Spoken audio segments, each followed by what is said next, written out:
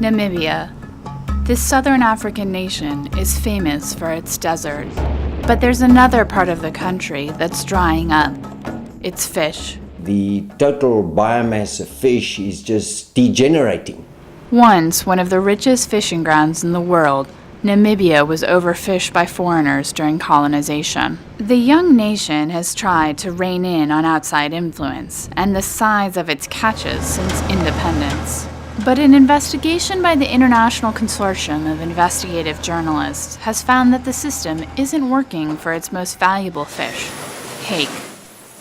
Instead of handing out fishing quotas to uplift locals, politically connected Namibians win the right to fish, and more often than not sell those rights to Spanish companies. The result? Approximately 3/4 of the hake trade is owned by Spanish companies. They have a vested interest in here, and obviously they have a huge market. So this has created an imbalance. What that means is increasingly less food for Namibians, and the export-driven fishing is pushing the biological limits of the hake stock. However, not everyone is struggling. We are catching well, and we are catching in a record time. Jose Luis Bastos is one of the largest fish exporters in the country. He moved from his native Spain 45 years ago and has since built his Corvima fishing empire through close connections to the country's political establishment. I got a good relationship with our former president, Dr. Saneyomo. This excellent kudo he shot into my farm. Those political ties aren't the only influence Spanish companies use. The Spanish government helps bolster its companies as well.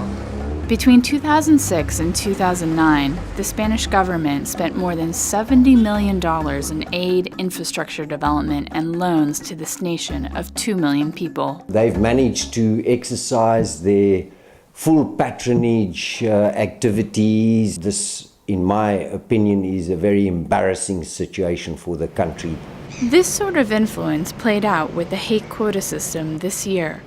When local scientists recommended the amount of hake they believed could be safely caught, industry officials complained that it wasn't enough. Their opposition pushed the government to choose a final quota that was 25% higher than the recommended amount. Critics say the government needs a more transparent system for giving quotas. We need a criteria also again to be put in place so that we can look that they are going to do as there is social responsibility. But Bastos doesn't think so. He's even become a Namibian citizen so he can apply for quotas himself. We need quantity to be able to survive.